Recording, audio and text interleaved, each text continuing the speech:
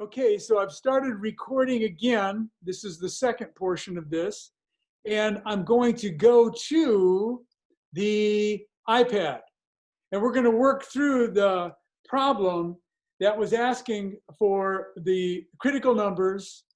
And what else was there on this? Okay, so yeah, the critical, it says find any critical numbers on that problem. All right, so just find the critical numbers is the only question. So the iPad is going up right now. Okay, here we go. The iPad is not working because I'm going to stop share and now go to my iPad and now it will work. Yes. There we go. Okay, so, all right. So what I want to do is work through the process. What are the critical numbers of this function on the interval 0 to 2? So what you got to do is take the derivative. Notice it's continuous everywhere on this. So this is not going to be undefined. That's not a concern.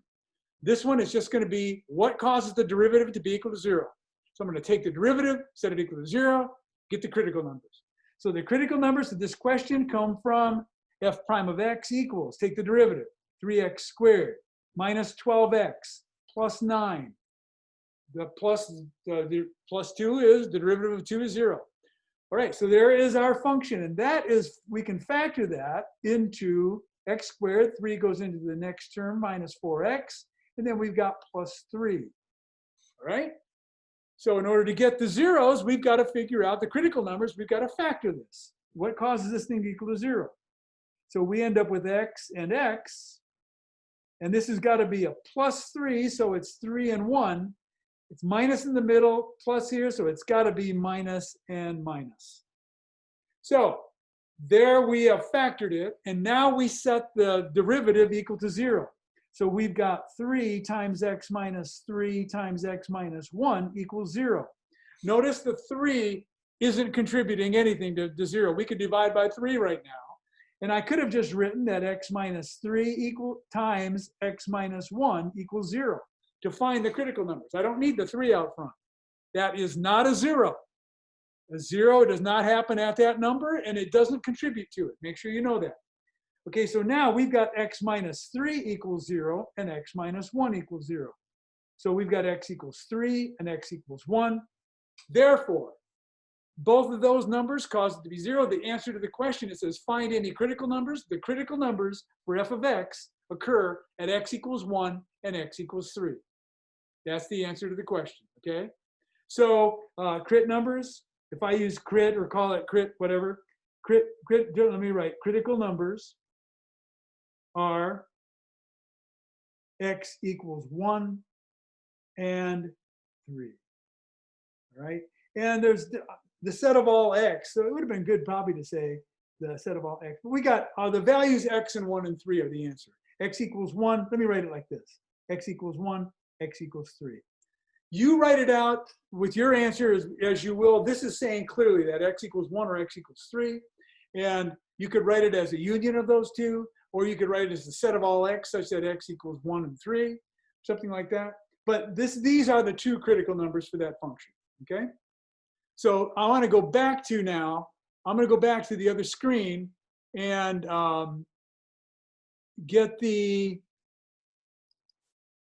go back to the main screen here, and I hope you can see that. I trust that you're seeing that screen. If you're not seeing the slideshow, let me know. Okay, so the next thing, this is more complicated than I want to do right now. I just want to stay with polynomials. But this situation right here is talking about, here's an example. So it's saying you're going to be given several problems in 4.2 that say, find the extreme values, find the absolute max and absolute min of this function on this interval. So that means given a function f, it's continuous on a closed interval, these are the steps for finding the absolute extrema, the absolute max or min. So first, the first step, if you notice, is you locate all the critical numbers on the open interval, all right? So you take the derivative, set it equal to 0, find what numbers cause the derivative to be equal to 0. Or if there's one undefined somewhere, you hit that. But the next situation is evaluate f at the critical number and the endpoints. See, it's possible if we've got an interval going from 1 to 3, that the graph is going off to the right up to infinity. It could be going off to the left to negative infinity or something like that. And the situation is, therefore, on the interval of our concern, we got to check at the endpoint. There is the highest point might occur at the endpoint, or the lowest point might be at the endpoint. So we've got to check those. So it turns out, locate the critical numbers, evaluate f at the critical number and at the endpoints, and then the largest number is the absolute max, the smallest number is the absolute min. It's that straightforward, okay? So you've got to take the derivative, set it equal to 0, find the critical numbers, check the endpoints, plug the endpoints into the function, plug the critical numbers into the function. The biggest one is the absolute max, the smallest one is the absolute min, okay? That is the situation. So let's look at an example here. We go back to the problem that we did a second ago. So I'm going to go to my iPad, and we're going to find the absolute max and absolute min for this function. So it's the same exact problem. I'm going to go back to my iPad, okay? And go to my iPad. And it's on the interval 0 to 2. And the question was, find the absolute max and the absolute min for this function. All right? So first you had to find the critical numbers, found them. X equals 1, x equals 3. The endpoints, now look at endpoints. 0 to 2 is all we're worried about. I got 1 and 3 for my critical numbers. Well, 3 is not in the range. I'm not worried about 3. So the only critical numbers that are in the range I'm concerned about is 1. So I've got to check the values 0 because it's an endpoint, 2 because it's an endpoint, and 1 because it's a critical number between 0 and 2. So what I need to do, I need to check out f of 1 because it's a critical number. I need to check out f of 0, and I need to check out f of 2.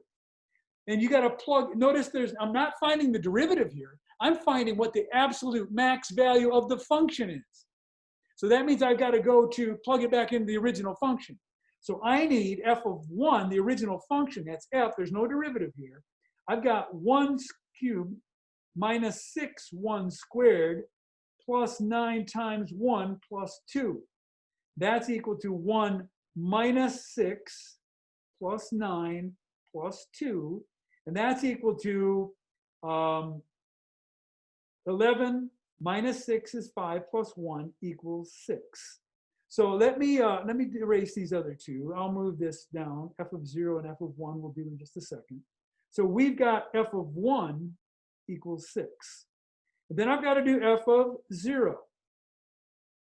Right? This one will be straightforward, right? Because I've got 0 cubed minus 6 times 0 plus, you don't have to write this out every time, okay? Plus 2. And the answer to that is 0 minus 0 plus 0 equals 2. So f of 0 equals 2. And then we've got to do f of 2 because it's an endpoint also on the interval. So now I've got to do some algebra here. That's 2 cubed minus 6 2 squared plus 9 times 2 plus 2. That equals 8 minus 6 times 4 is 24 plus 18 plus 2. That's 20 minus 24 is negative 4 plus 8. I got negative 4 plus 8 is equal to 4. So I've got f of 1 equals 6, f of 0 equals 2, and f of 2 equals 4. Those are the 3 values that I got to check. Now, what's the biggest value of the 3? 6. That's the absolute max. So the absolute max, so this is the absolute max. And what's the smallest value on that interval, functional value? It's 2. So this is absolute min. So absolute max equals 6 at x equals 1. Or I could have put just the 0.16, you could have done. But the absolute min is equal to 2 at x equals 0. Answer. Okay, so notice the pattern I had to do. I had to take the derivative, set it equal to 0, find the critical numbers. Then I had to take the critical numbers in the interval of concern and the endpoints, plug them into the function, and see what the biggest one is the absolute max, and the smallest one is the absolute min. That's it, okay? So I want to go back to the screen. I want to share one more thing back from the other screen. So let's go back and do that. Any questions on this? Okay, so I'm going to go back to the problem that we had here. Okay, the largest value is 6, is the absolute maximum value of f, and the smallest value, 2, is the absolute min. Noting where it happens could be an additional piece of information that would be valuable to have, okay? So then there's trig functions, a rain gutter. So notice this situation. What it's saying, and the end question is, find the angle that maximizes the area. In other words, just without reading the question, we've got a question that has an area function here in terms of sine and cos. All right, you got to take the derivative, set it equal to 0, and figure out where that max happens. That's the idea. On this interval here to here, where does, so you check 0, you check pi over 2, and any critical numbers between 0 and pi over 2. Plug them in, the max will be the max area. That's the idea. We're not going to do this right now. I'm going to stay with, and here's the situation, they solve it. But that's the end of that. So what I want to do now is I want to see, do you guys have any questions at all about that? Okay, so what I want to go to now, I've also got up here on my iPad, I've got the text. I want you to see this. Okay, I want you to be able to go to, let me do this. All right, by bouncing around a little bit, I got off our text mode. I've got something I want you to see from the book. And it is not that. Okay, so what I want to do is go back to, I want to share a screen, and I want to go to the text. So I want to bring up here, I'm going to bring up here some text. I'm going to go to our class and call up the text real quick. All right, and then what I want to do is I'm going to get us over to the text and go over to section, do a couple practice problems, okay? So what I want to do is share a screen. I want to go to our book, and I want to go to the table of contents, chapter 4, section 2, right at the beginning. Okay, max and mins, and they're given several examples here to look at, okay? That's what we just went through. Now look at the situation here. Look at this with me. Notice if you're asked, this is some practice problems. So look at this situation right here, all right, at the bottom there. So if you're asked, look at the, you're asked, what's the domain of this on this interval right here? What information, what's the domain that's shown here? Okay, it is the x values going from where to where? 0 to the largest it goes to is 3 pi over 2, and closed on both ends, closed brackets. You got a closed dot and a closed dot on both ends, so it's going from 0 to 3 pi over 2. Where is it continuous? On the whole thing. What's the absolute max? It's on an interval, therefore there is an absolute max and there is an absolute min, okay? It's got to happen. And the absolute max happens here, and the absolute min happens here. What is the absolute max? The absolute max isn't 0. The max is what's the biggest the function ever gets? It's 1. What's the lowest the function gets? -1. That's the absolute min. The absolute max happens at x equals 0, and it is 1 at x equals 0. The absolute min is -1 at x equals pi, okay? And local extrema, there aren't any stated here. So if you notice, the answers are given here, 0 to 3 pi over 2. It's continuous on 0 to 3 pi over 2. Absolute max and absolute min happen here and here. And notice on this one, they're saying no local max because it has to be on an open interval. This is consistent. The slideshow was wrong, okay? This is correct, all right? So there is no local max here or here, but there is a local min because this is also considered a local min because immediately on either side, it is the lowest value. So this is an absolute min and a local min, okay? This is an absolute max, but not a local max. Let's go to the second one. Okay, look at this. What's the domain? If you were asked to write the domain of this, what would you say?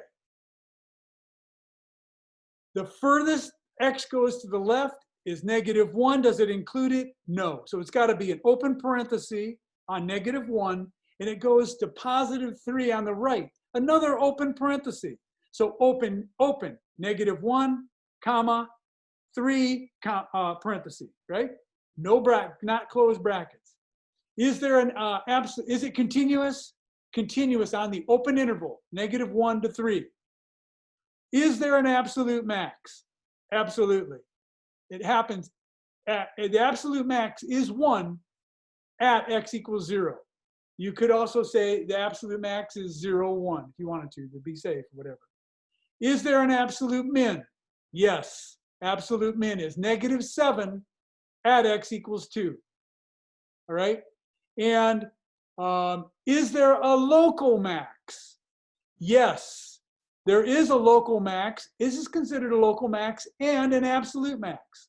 This is considered a local min and an absolute min. So let's see if they agree with us here. Yes, they're saying in both cases, this is consistent with the definition they're given in the book. The slideshow was wrong, okay? I'm sorry about that. That was not me, but it was there, and that's incorrect. So this is correct. Absolute max and min and relative or local max and min. Okay, questions at all on that one? Okay, look at this next one. Okay, so what's the domain of this? What would you put? Notice the asymptote at x equals -1. That means it's getting closer and closer, but it never gets there.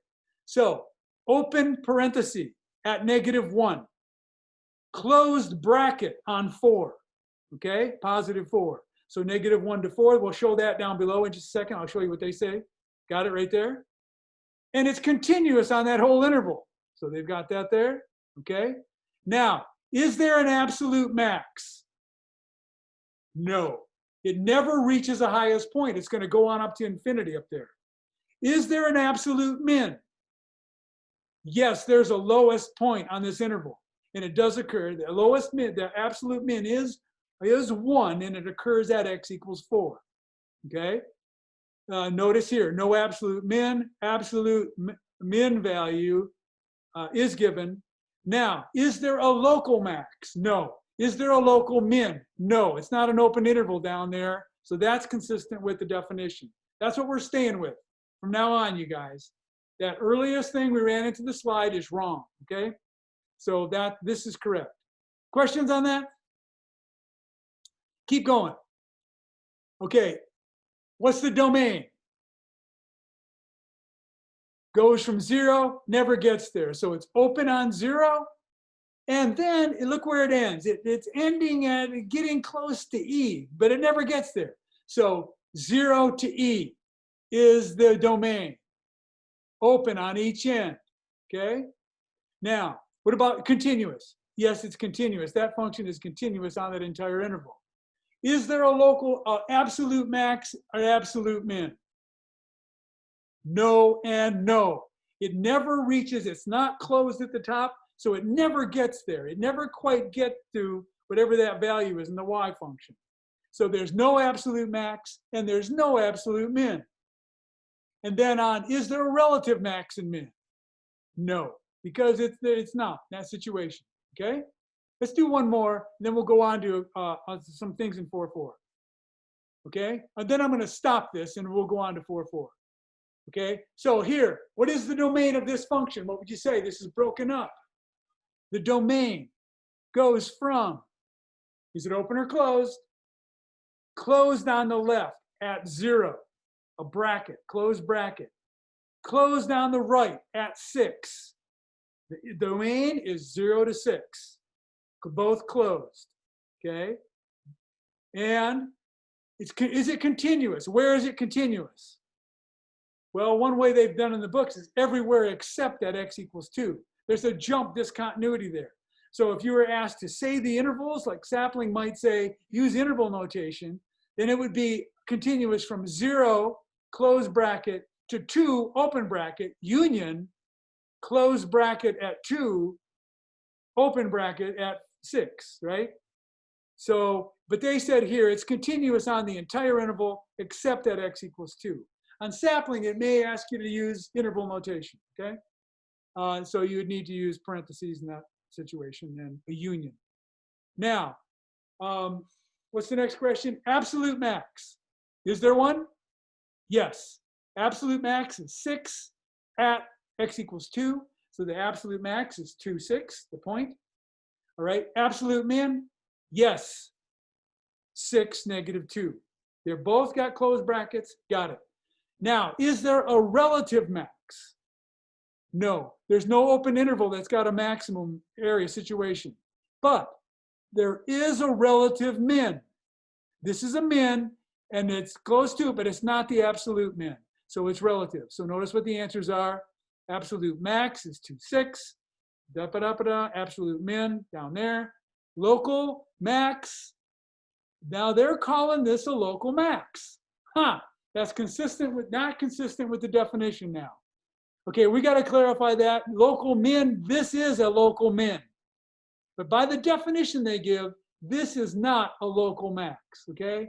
It's got to be on an open interval. And this is closed at 2, right?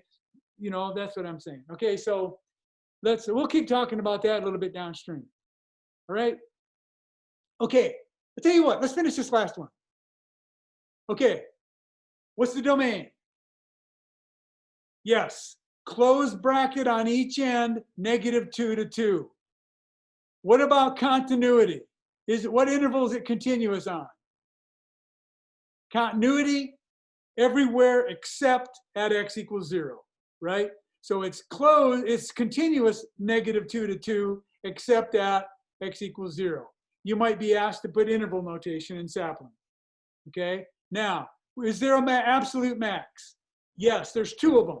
They occur negative 2, 3, and 2, 3 are both absolute maxes, okay? And, whoops, is there an absolute min? Is there an absolute min? No, because these don't end there. It's an open interval situation. So that situation is that, okay? So let me get out of this. I clicked on that accidentally. I'm going to get off here now.